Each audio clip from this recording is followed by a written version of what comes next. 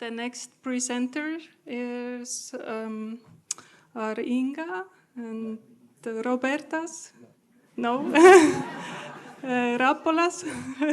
So welcome, Rapolas, and we are happy to hear you. Yes, thank you. Hello, everyone, and my name is Rapolas Vedrickas, and my field is non-destructive examination, but I will present a case that we prepared together with my colleagues from Pranas Gudinos Conservation Center, sorry. It's Inga Petkutytė, she is not here, painting restoration expert, and Robertas Švelnikas, he's over here. Robertas, raise your hand. He is expert in historical wood conservation. And I want to thank organizers for this opportunity to be here and for this brilliant event so far. And we're also grateful to the Triennial Council of Culture for the financial support to come here. Yes, before I start with the presentation, I want to say that I'm extremely happy as well to see our Ukrainian colleagues here. And sometimes it's kind of weird to talk about the things we do here and the non-destructive analysis and tiny sampling, and at the same time the museums, entire churches, libraries, theaters being destroyed in Ukraine, and we saw what you deal with now in the most brutal way by Russian aggression. So I start with this slide first, and I want to assure you that we will not get tired to support you. Thank you.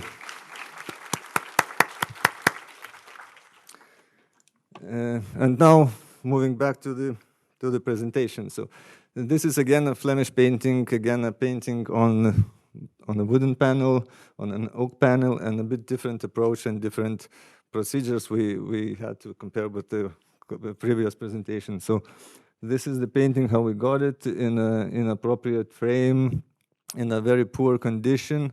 It came to Pranas Gudinos Conservation Center from Regional Museum in Telšiai.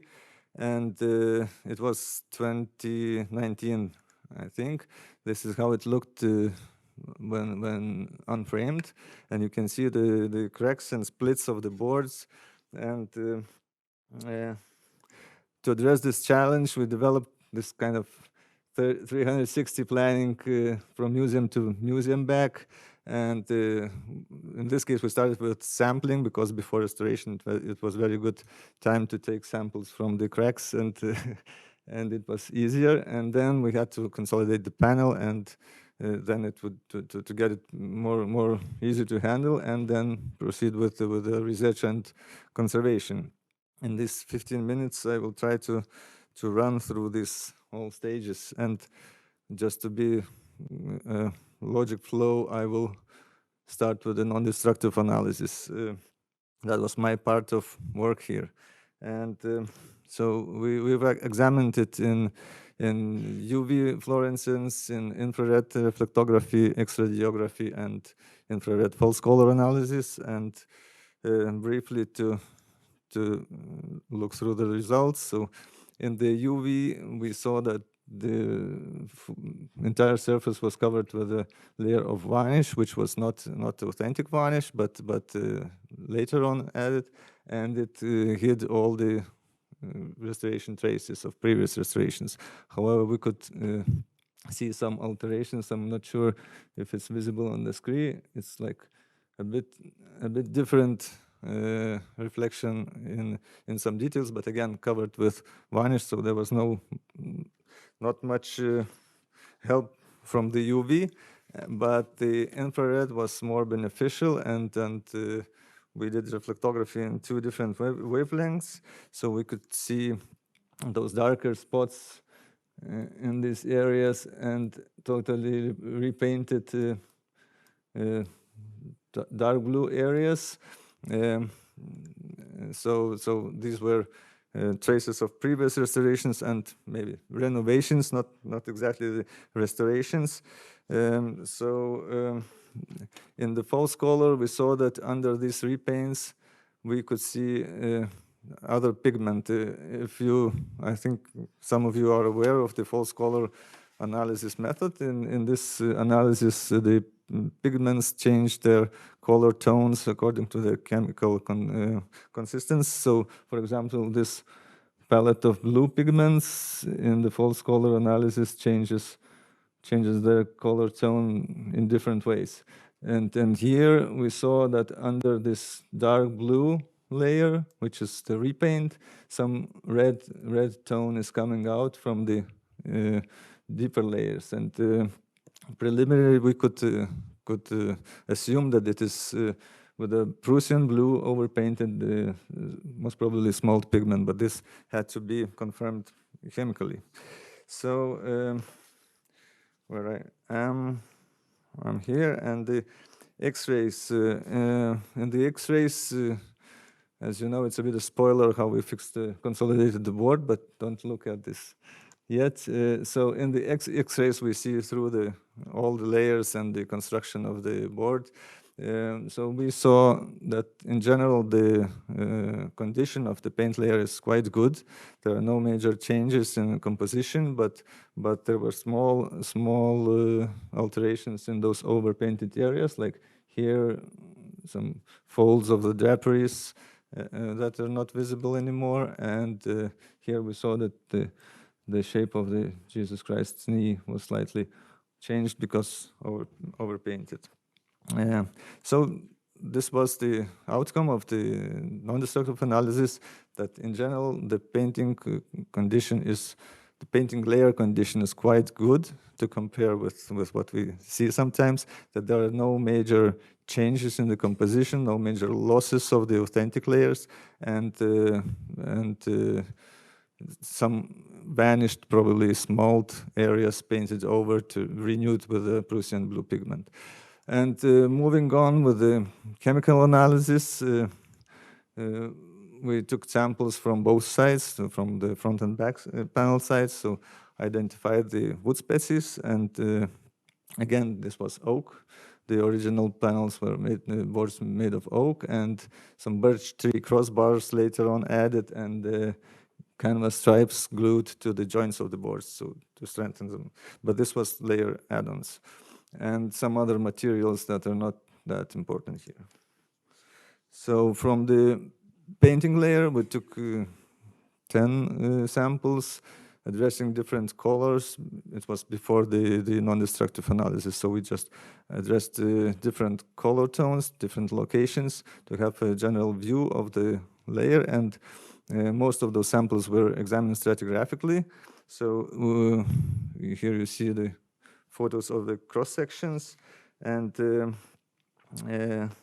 what's the most important things came out that yes, it was confirmed that there's a smalt under Prussian blue layer and in these areas, and that the gilded background was gilded twice with the interlayer of varnish. So this previous renovation meant overpainting the blue areas and re-gilding the background, and most probably consolidating the board with those crossbars we saw.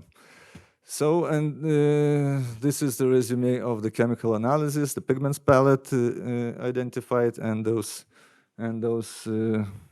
stratigraphic features that I just mentioned. Now, we move to the board, to the panel conservation, and this is the most interesting and most intriguing part of all this work. This kind of 5 centimeters wooden insert detected in this area was found, so it was considered to be original, kind of correction of some defects of the wood panel made by the master, and however this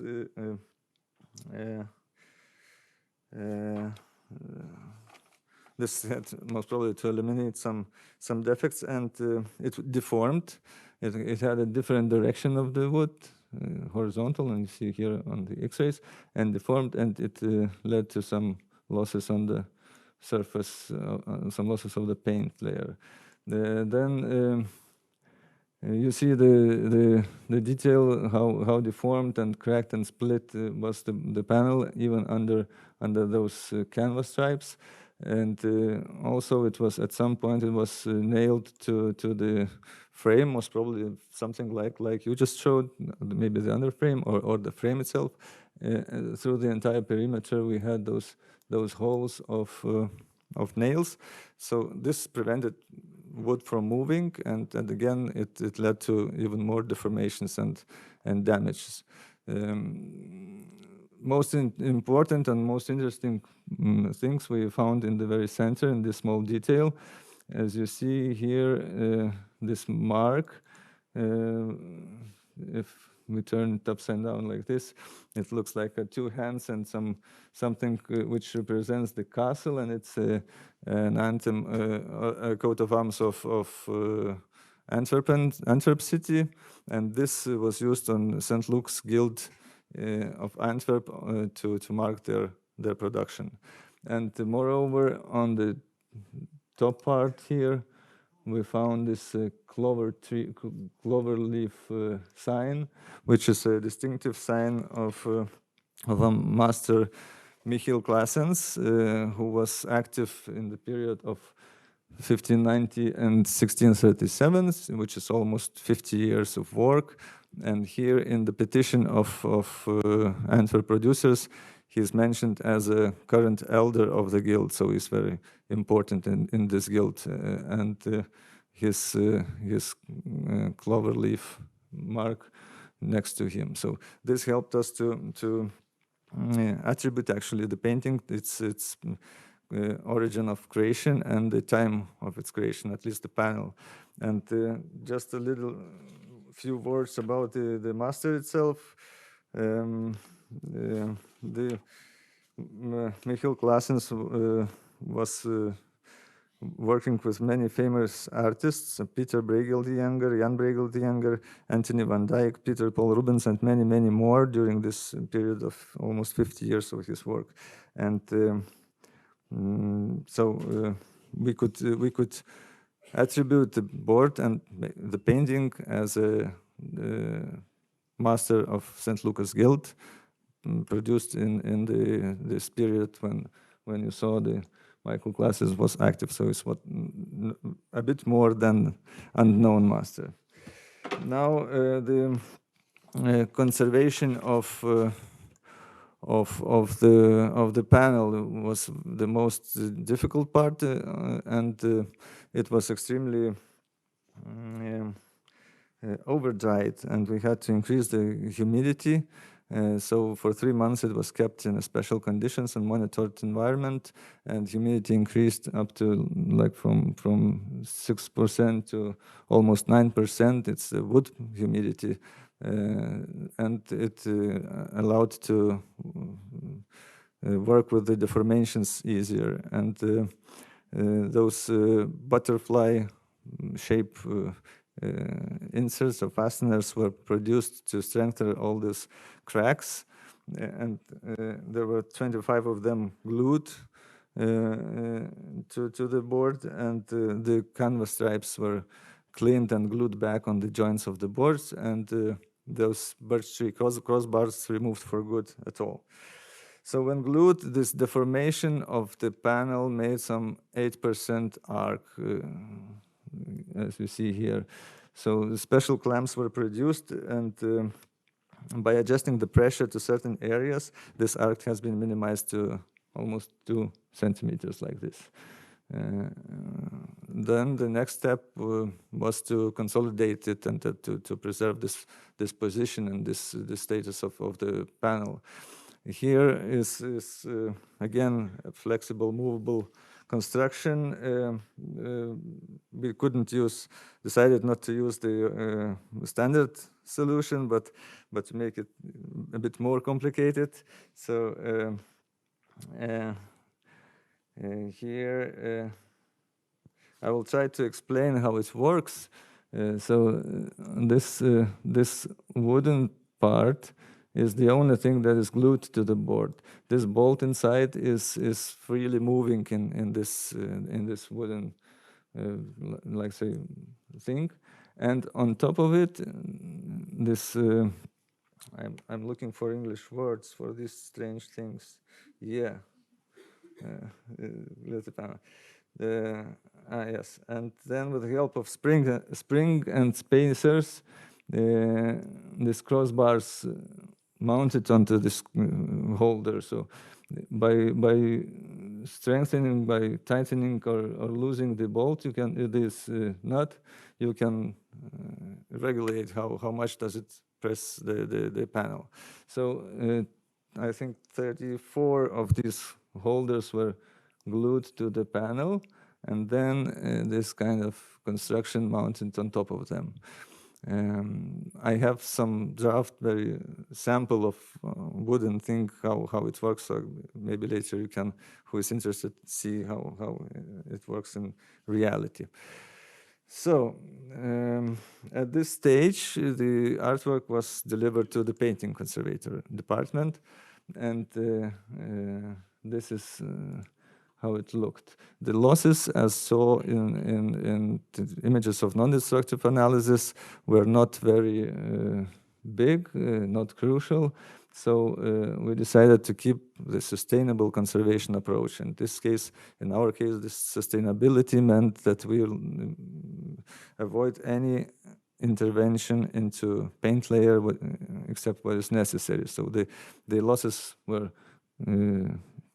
primed, retouched, and the varnish layer was regenerated, and basically this is it, what we did with the paint layer.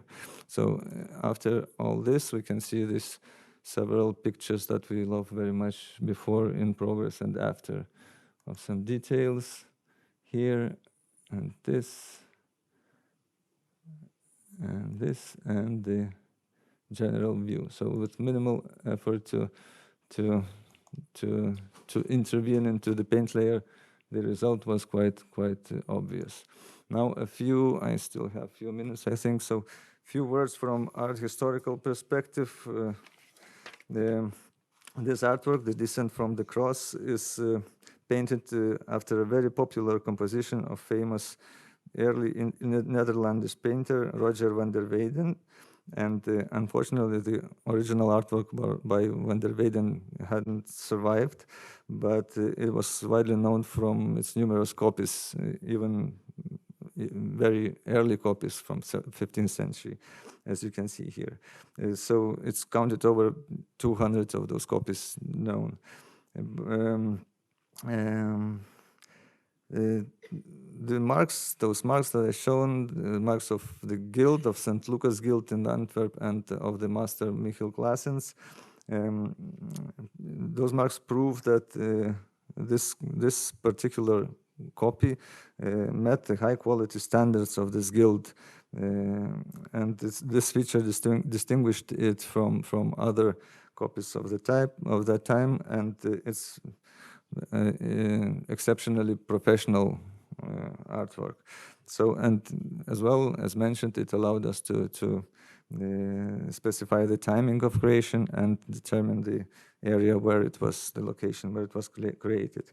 And for the very ending already, the framing, we didn't put it back into this classical frame as you saw in the first slides, but produced a new one. And again, the new frame was fixed to the construction here, not the panel. So, and there was some gap between the frame and the panel left, so it could not stop it from moving. So final result was this kind of painting, the panel itself flowing in this area framed by this frame, but not fixed hardly into here. And this is the change. We talk about challenges and changes and achievements. So this is the change we got, and we were happy and still are with it. This was the first exhibition of the painting, and we prepared with the informative panel next to it about the restoration, about these discoveries, and the exceptional processes of the panel board conservation. I want to thank the team. It's not only 3 of us, but more, the chemists and art historians involved. So thank you very much, and thank you for your attention. Thank you.